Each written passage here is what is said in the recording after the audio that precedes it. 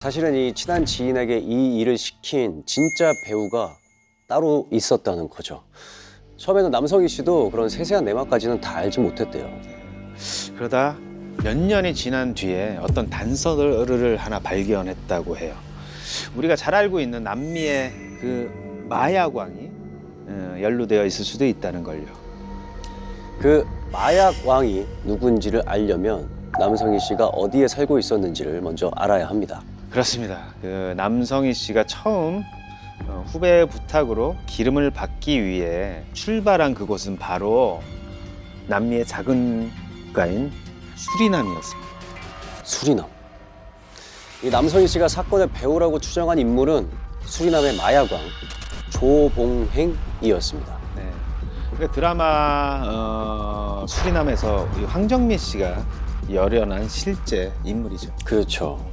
근데 이 남성희 씨는 마약 운반 사건의 배우에 왜 조봉행이라는 인물이 있다고 생각을 했던 걸까요?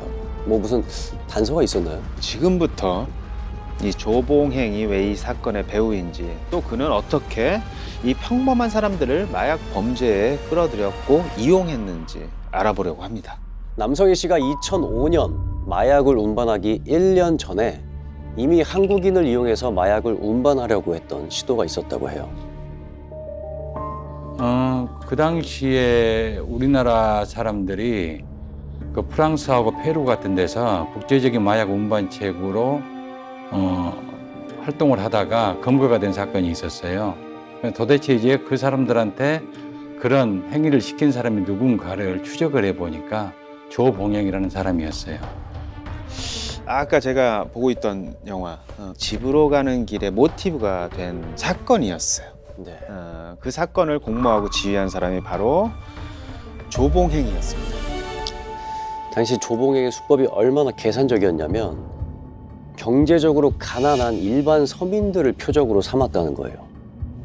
그러니까 친척 또는 지인을 통해서 접근해서 많은 돈을 주겠다고 하면서 운반을 제안한 거죠. 남성희 씨한테 했던 수법도 거의 일치합니다. 평범한 주부에서 갑자기 마약 운반책이 돼버린 정수정 씨도 남편의 10년지기 친구의 제안이 있었다고 합니다. 지난 2004년 10월 프랑스 파리 공항에서 주부 씨가 긴급 체포됐습니다. 씨의 여행용 가방에서 코카인 17kg이 발견됐기 때문입니다. 처음에 너무 놀라서 눈물도 안 났어요. 믿기도 어려웠고.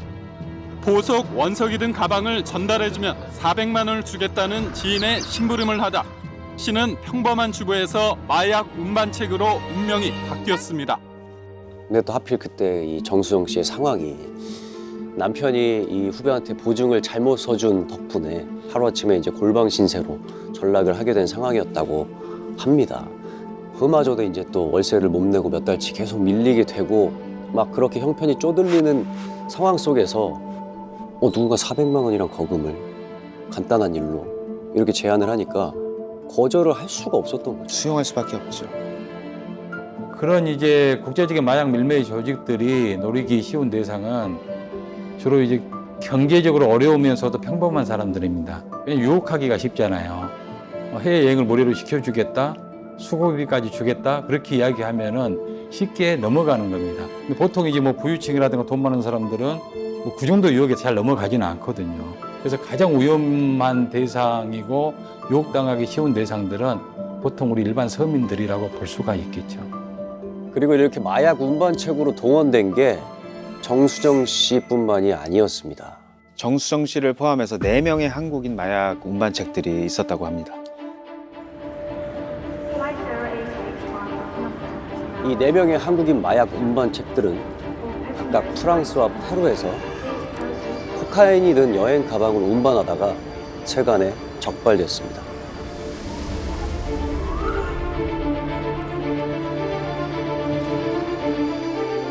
그런데 나중에 이 운반책을 모집한 일당을 잡아서 조사해 보니까 이 운반책들이 소지하고 있던 한국인 여권 사본이 100개나 있었다고 해요. 그러니까 그 여건으로 계속 추가 범행을 계획하고 있었던 거죠. 그런데 왜 굳이 해외 운반책으로, 이 마약 운반책으로 한국인을 동원한 걸까? 거기에도 마약범들의 교묘한 수법이 숨어 있었다고 합니다. 예, 우리나라 같은 경우에는 국제적으로도 마약 청정국으로 알려져 있었거든요. 그래서 이제 우리나라 사람들이 어떤 물건을 가지고 공항이라든가 항구에 뭐 입국을 한다고 하더라도 별로 검문 검색을 철저히 하지를 않습니다. 별로 의심을 하지를 않는 거죠.